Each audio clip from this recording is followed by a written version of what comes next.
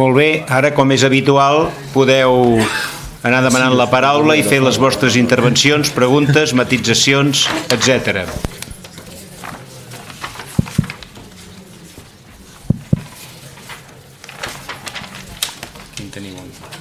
Hi ha un micro qui passa.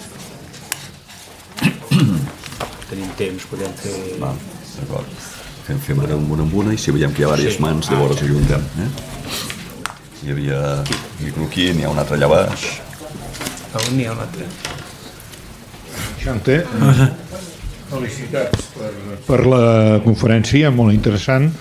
D'alguna manera sembla que ens ha volgut explicar l'arrel del que ara entenem pels partits o per aquests grups que en diuen d'en comú i tots aquests que d'alguna manera tenim a la palestra, els comuns que en diem. Jo diria que, esclar, un cop passat el socialisme i els capitalistes, els demòcrates cristians, etc., els de dretes, ara doncs hem de fer una prospecció en l'arrel del poble i doncs treballar tot el que s'havia intentat treballar ja algunes vegades fa anys, quan nosaltres érem més joves, sense massa èxit, però ara posant-ho a la palestra política, que és tots aquests partits que en diem els comuns, o uns comuns Podem, etc. És veritat? Molt bé. Hi ha una altra pregunta i així doncs n'ajuntem dues potser, i així sí, deixem l'altra pregunta també.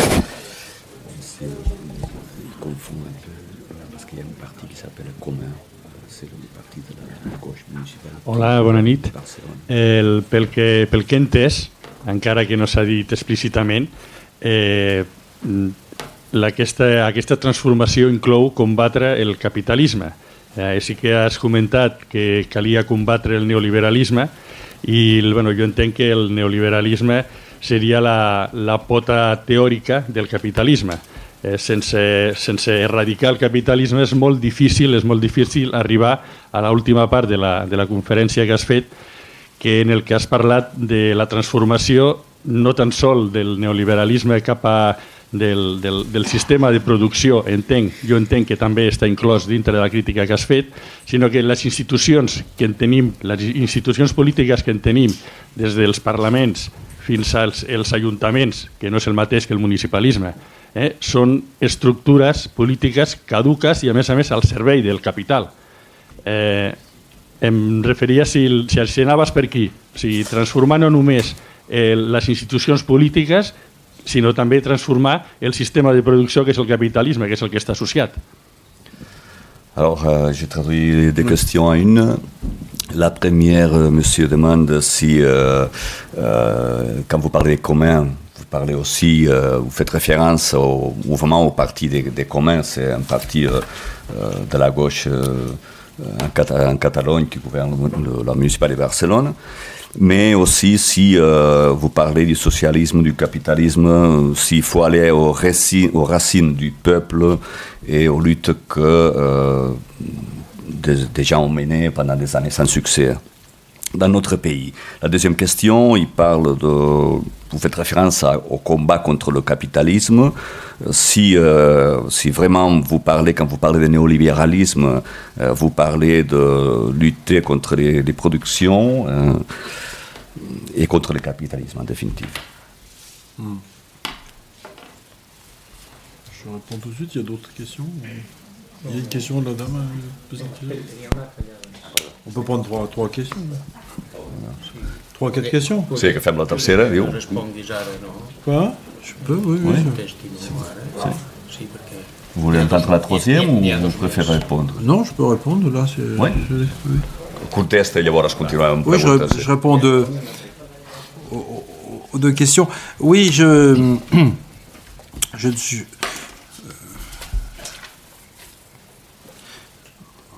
En fait, nous avons écrit avec Pierre Dardot un livre qui s'appelle Commun, bien avant le printemps 2015, qui a vu le triomphe, le succès des municipalismes qui se réclamaient du commun.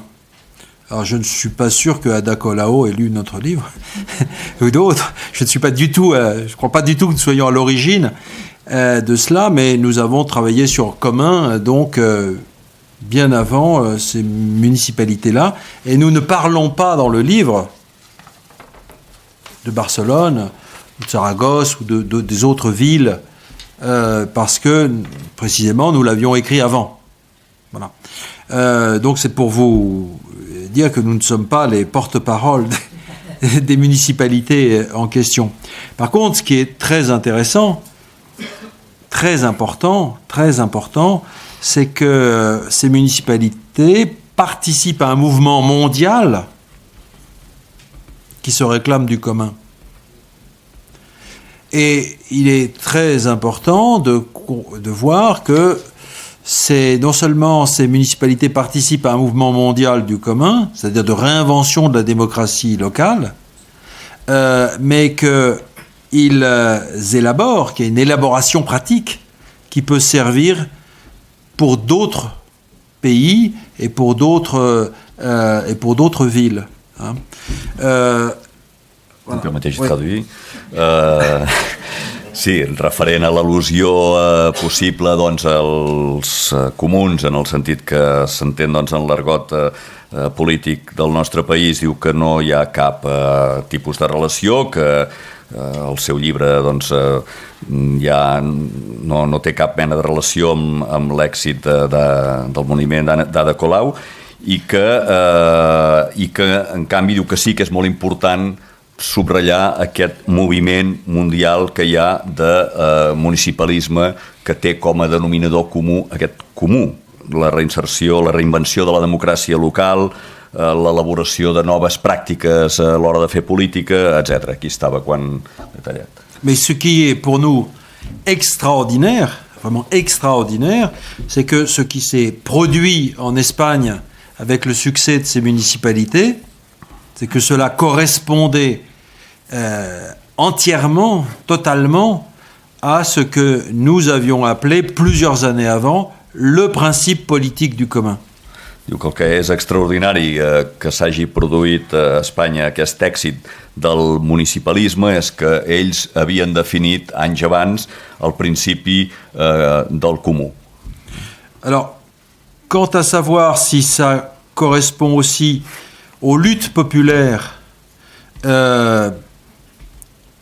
menées depuis le 19e siècle, évidemment, oui, dans la mesure où nous interprétons, nous, le socialisme et le communisme originels comme des mouvements du commun au sens précis où le socialisme, au 19e siècle, voulait étendre la démocratie au monde de l'économie contre le pouvoir du capital. Diu que si la pregunta és la relació que hi pugui haver amb les lluites populars anteriors des del segle XIX, la resposta és sí, en el sentit doncs, que és una interpretació del socialisme i el comunisme com s'entenia des d'aleshores i que, en definitiva, aquest moviment del comú té una relació directa amb aquest socialisme del segle XIX pel que volia doncs, de transformació democràtica de la societat. Mais en même temps, ce qu'on appelle mouvement du commun aujourd'hui n'est pas la répétition du socialisme et encore moins du communisme bureaucratique. C'est quelque chose de très différent et qui est contemporain du néolibéralisme. Diu que el moviment del comú no és una repetició ni del socialisme ni molt menys del comunisme burocràtic, sinó que té a veure amb un moviment de reacció contrària al neoliberalisme. Alors là, il faut entrer un petit peu dans le détail, d'être un peu plus précis. Le néolibéralisme, c'est autre chose, c'est un peu autre chose que ce qu'on appelle traditionnellement le capitalisme. Plus exactement, le néolibéralisme est une rationalité globale, une rationalité politique globale. C'est une logique normative globale qui touche tous les secteurs de l'existence, bien au-delà de l'économie, bien au-delà du champ de l'économie. Diu que, per entrar en el detall i per ser doncs, més precisos, el neoliberalisme és una altra cosa que l'estricte capitalisme, és la racionalització de la política global i que toca tots els sectors de l'existència, molt més enllà del que és estrictament l'economia. C'est-à-dire que la norme de la concurrence, le modèle de l'entreprise, qui appartiennent évidemment au départ au monde capitaliste, cette norme de la concurrence et ce modèle de l'entreprise sont en quelque sorte exportés hors du champ de l'économie à l'ensemble de la vie sociale, de la vie culturelle, jusqu'à pénétrer les subjectivités. Diu que aquesta norma de la competència global, del model de competència, del model d'empresa de competència, estan expulsats, exportats fora del camp de l'economia i inserits en el nus, en el nucli de la vida social. Si vous prenez par exemple le cas, le secteur sur lequel j'ai travaillé en tant que sociologue, l'école et l'université, l'éducation, disons l'éducation, vous apercevez que l'éducation est transformée par une logique néolibérale qui est celle de la production de capital humain et donc tout un esprit nouveau de l'éducation se met en place qui n'est pas directement déterminé par les besoins immédiats des entreprises, qui participe d'un imaginaire nouveau, qui est l'imaginaire justement de l'entreprise et de la concurrence. Diu que, segons els sociòlegs, aquesta educació transformadora és el principal capital i està inserida plenament en l'esperit de la nova educació. Hi ha un nou imaginari que s'ha creat en aquest sentit, que és importantíssim. Pour mieux me faire comprendre, on pourrait dire que le néolibéralisme, c'est la rationalité capitaliste sortie du champ de l'économie. Comme si, au fond, le capitalisme contenait une sorte de rationalité qui pouvait valoir pour toute la société, pour toutes les sphères sociales, pour toute la vie. C'est une sorte de capitalisme, de raison capitaliste qui s'empare de la vie elle-même. Diu que el neoliberalisme és la racionalitat capitalista que surt del camp de l'economia, que s'empara de tota la vida, de tot el conjunt de la nostra vida, de la vida de la nostra societat. Et qui s'empare de l'État lui-même. C'est-à-dire que les politiques néolibérales sont des politiques qui visent à transformer l'État, qui visent à transformer de l'intérieur l'État pour que la logique de marché devienne le principe de fonctionnement de l'État. O sigui, s'empara fins i tot de l'Estat. Els polítics neoliberals volen transformar l'Estat, volen transformar-lo perquè la seva visió neoliberal del món s'empari i l'Estat funcioni segons aquesta visió neoliberal. Alors, si le néolibéralisme est cette rationalité globale, comme je crois qu'on peut le constater, alors la réponse ne peut pas être la réponse socialiste ou communiste d'avant, qui consistait à penser la société alternative à partir de l'appropriation collective des moyens de production. Si el neoliberalisme és aquesta racionalitat global, la resposta no pot ser el socialisme o el comunisme d'abans, que en el que pensaven era en emparar-se dels mitjans de producció. La réponse est dans une rationalité alternative, elle-même globale, qui peut concerner toutes les formes de vie. La resposta està en una racionalitat alternativa que ella mateixa és global i que pot transformar totes les formes de vida. Et c'est, je crois, ce qui est en train de se passer dans l'exigence de démocratie qui ne concerne pas seulement l'État, qui concerne les formes d'activité locale, municipale, mais aussi toutes les formes de production qui se renouvelaient avec l'aspiration, par exemple, à un travail autogéré ou à des activités culturelles qui seraient régies par des principes d'autogouvernement. passa per una exigència democràtica nova i passa doncs, per aquest desenvolupament d'augment de formes de municipalitat local noves, de formes de producció, de formes de noves autogestions de la vida économique et sociale. Voilà. Donc ça va de soi qu'il faut transformer l'entreprise capitaliste. Il va de soi que l'entreprise capitaliste telle qu'elle est aujourd'hui existante, c'est-à-dire le pouvoir du capital sur le travail, doit être transformé par la démocratie. Mais on ne peut pas seulement s'arrêter à ces objectifs-là. Les objectifs du mouvement du commun sont beaucoup plus vastes que celui de l'ancien socialisme. És evident que s'ha de transformar l'empresa capitalista i que s'ha de transformar el poder del capital sobre el treball, però el moviment dels comuns va molt més enllà que això i va en el sentit d'una transformació molt més profunda i radical. Hi ha d'autres questions?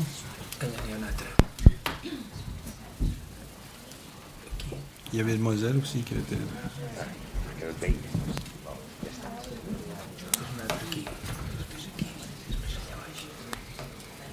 Monsieur Laval, s'il vous plaît, je vous remercie pour votre exposition, c'est très intéressant. Et je vais faire, s'il vous plaît, une question.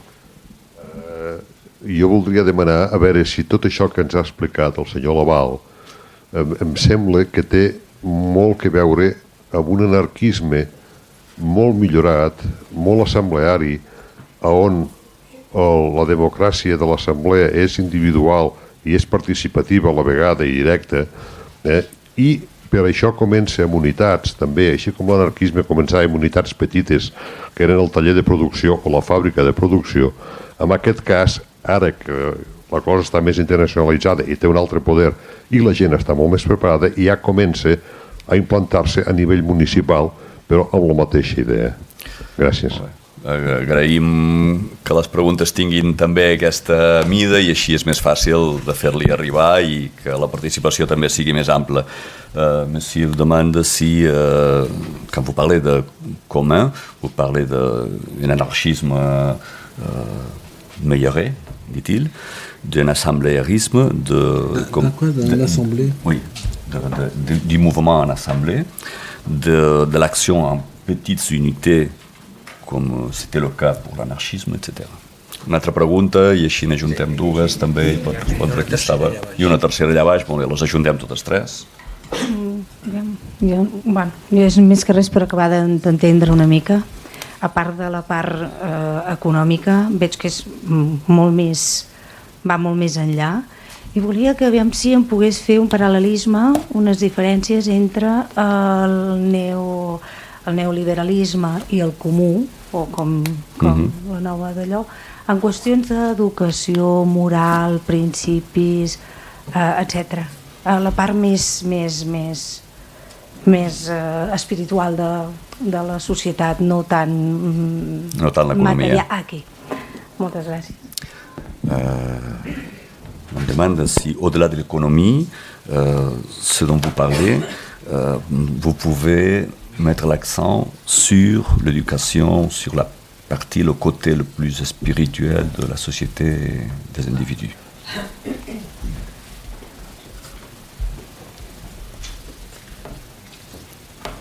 Una altra pregunta i tanquem aquest cicle.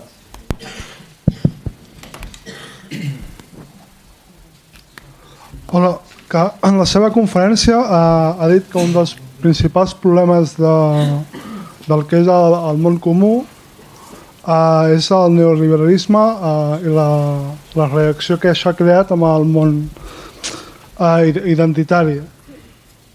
Davant d'aquest panorama s'aproven lleis i coses que ens afecten a tothom, com per exemple és el Tractat de Lliure Comerç entre Canadà i la Unió Europea, entrada en vigor des de fa uns dies, un gran èxit pel neoliberalisme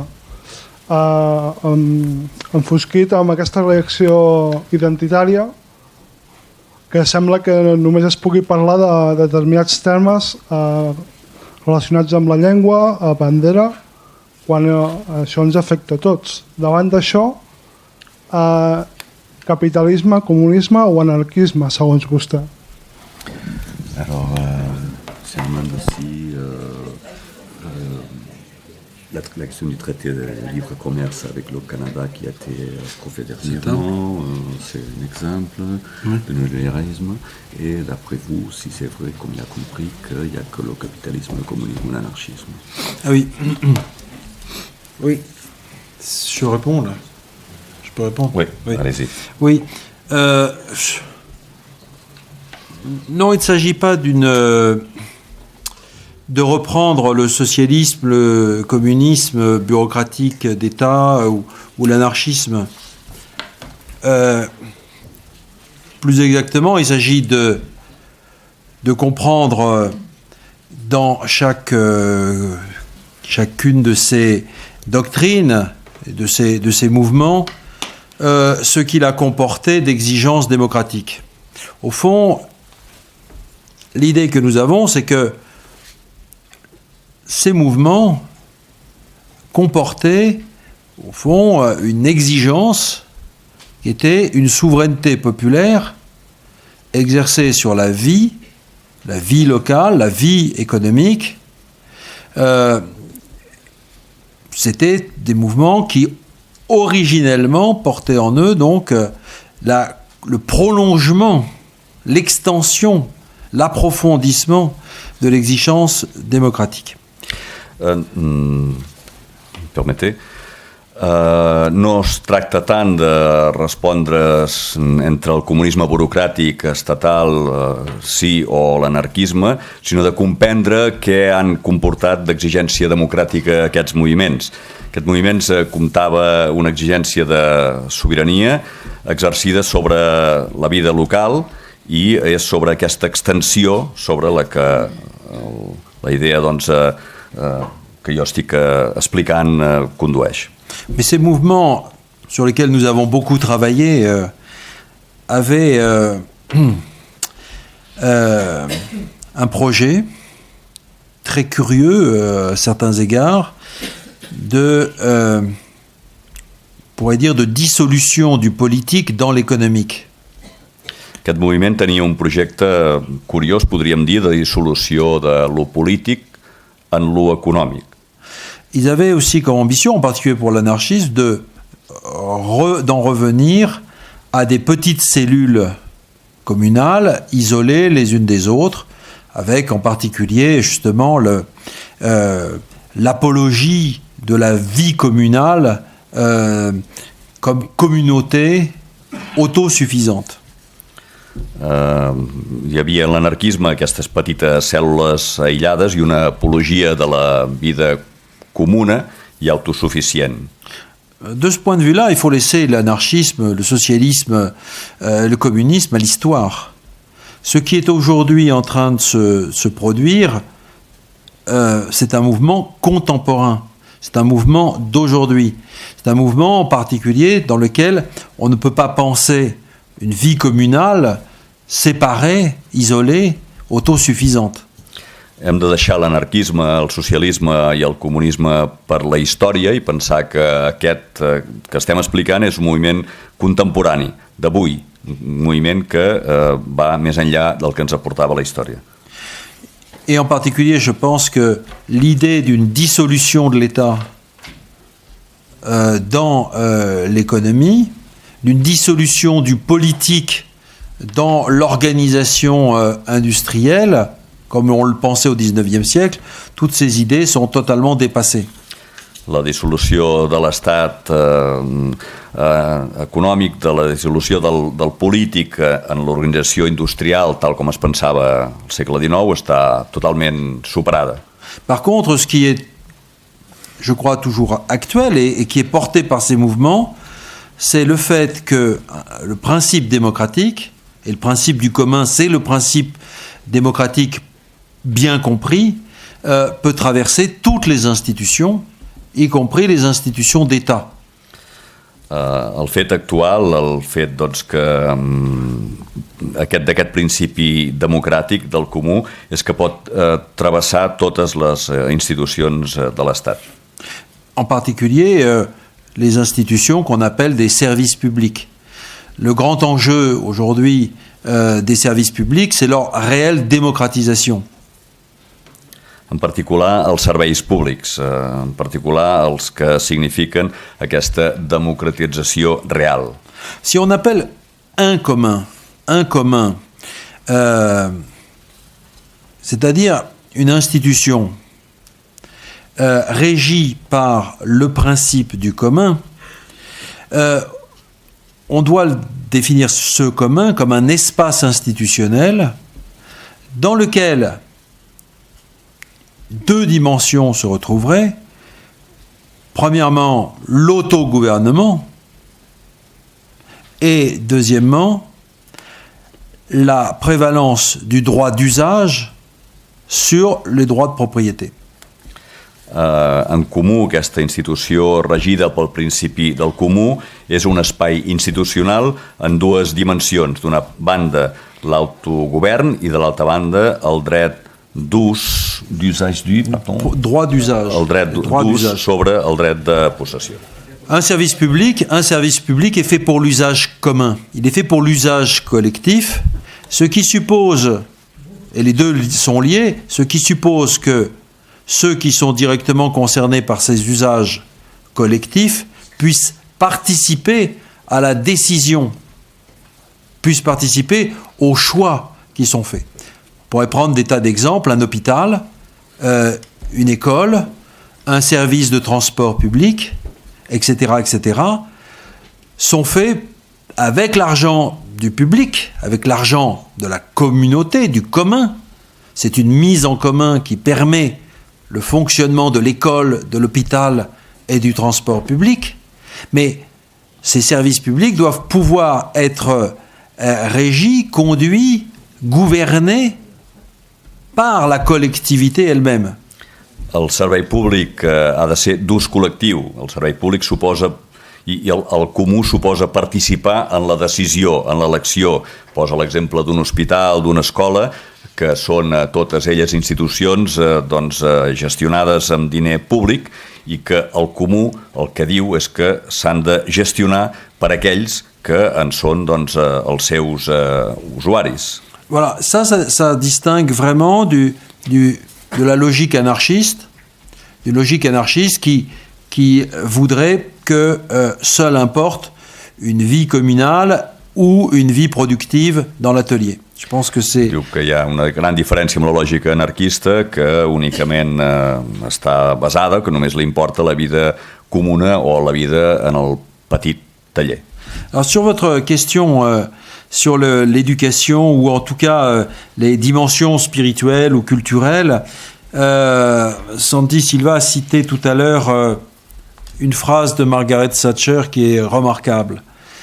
Margaret Thatcher définissait la politique néolibérale en disant ceci: la méthode, c'est l'économie, mais le but, c'est de changer l'âme.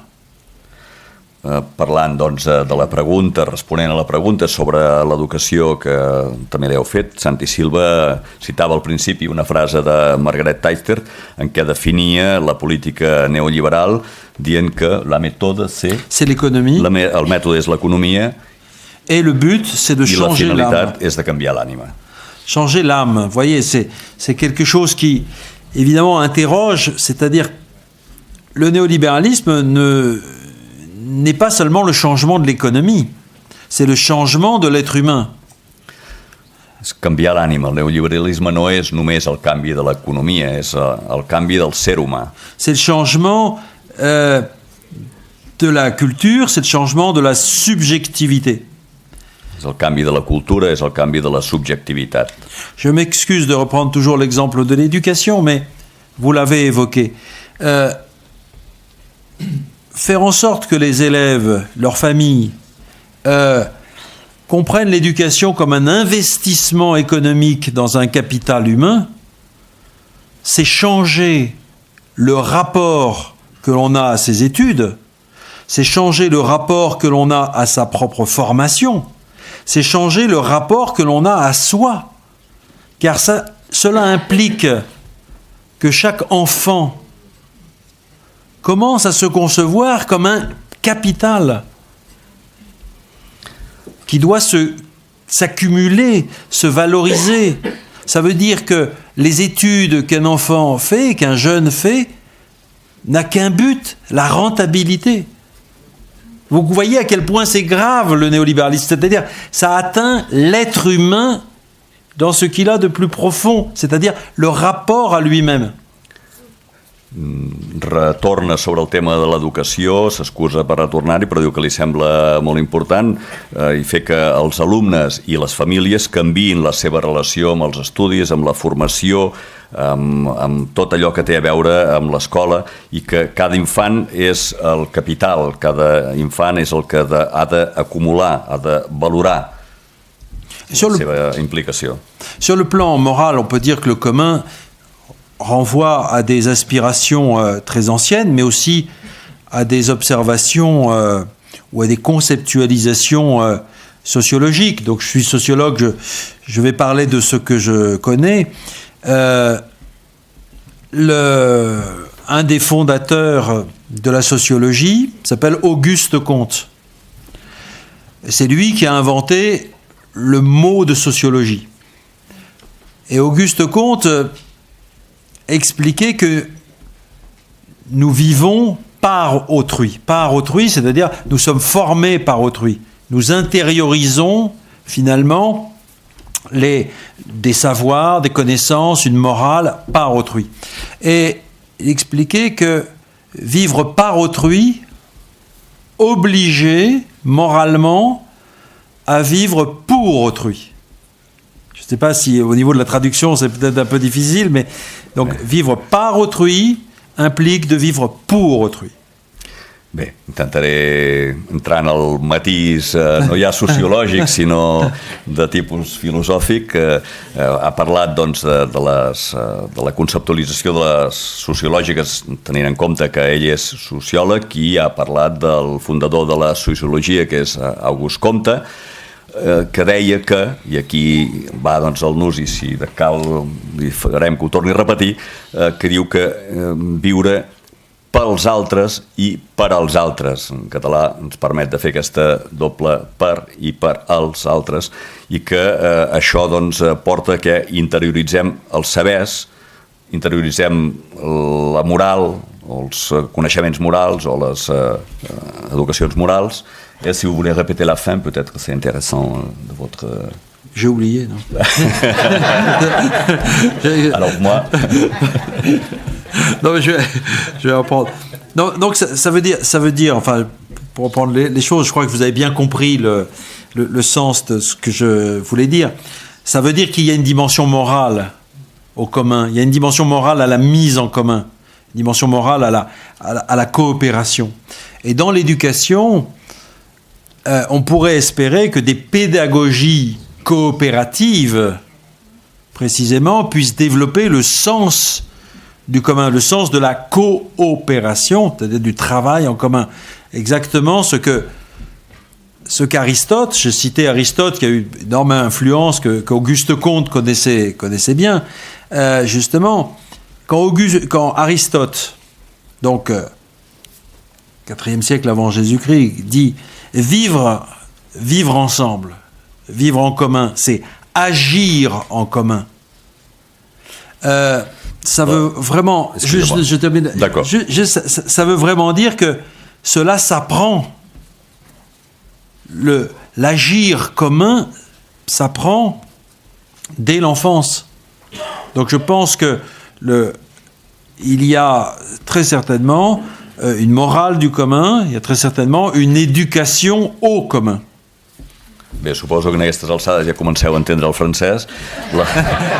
Qu'est-ce qu'il a dit? C'est quoi? Je dis que à ce moment-là, il va començar a comprendre le français. Je voudrais raccourcir.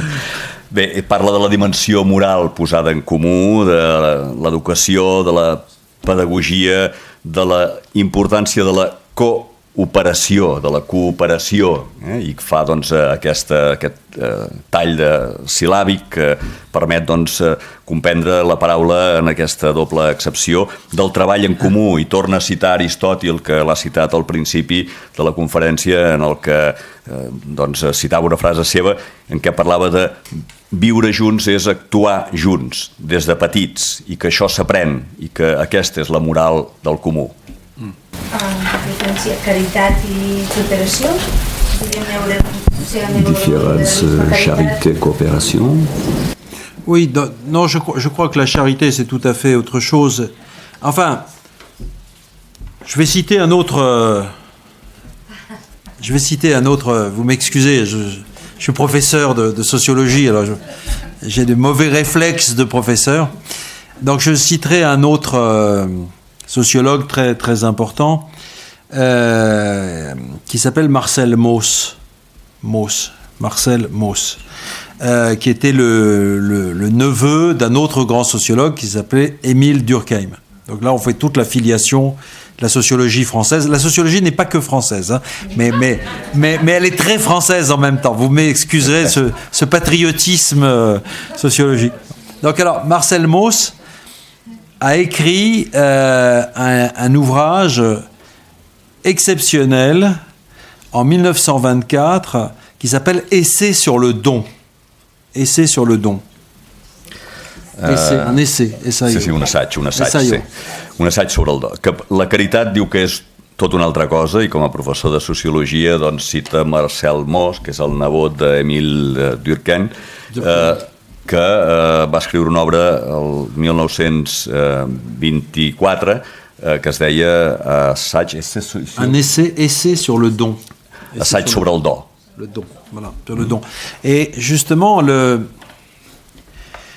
Marcel Mauss, qui était aussi par ailleurs militant socialiste, coopérativiste, etc., disait que la coopération, la coopérative moderne, le socialisme moderne, en fait, n'était qu'une forme contemporaine, une forme moderne d'une logique sociale qu'on retrouvait dans toutes les sociétés, qui était justement celle du don et du contre-don. Je donne et finalement les autres reçoivent et rendent. Et finalement la vie sociale, expliquait-il, n'est pas la recherche du profit, n'est pas l'accumulation de richesses. La vie sociale, le fond de la vie sociale, dans toutes les collectivités humaines, c'est la circulation des biens, c'est la circulation gratuite, c'est le désintéressement qui fait la richesse, la vraie richesse de la vie sociale. C'est-à-dire c'est le lien social passe par le fait de donner, de recevoir et de rendre. Marcel Mauss, que era militant socialista, era cooperativista, deia que el socialisme modern era una forma contemporània de lògica social que de fet es trobava, o l'hem trobat a totes les societats, i que consisteix en l'art del do i el contrador, de rebre i de tornar, de aprofitar del que donen, i que la vida social no és acumulació de riquesa, sinó circulació de béns gratuïts, i que al final el que compten són els lligams socials. Voilà, ce qui renvoie à une éthique qui est celle de l'Antiquité, qui est par exemple celle d'Aristote, qui disait que la vie de la cité reposait sur ce qu'il appelait la philia. La philia, c'est-à-dire précisément qu'on traduit dans nos langues par l'amitié, mais qui va bien au-delà de ce que nous appelons l'amitié. C'est le fait justement de partager, de vivre en commun et d'agir en commun.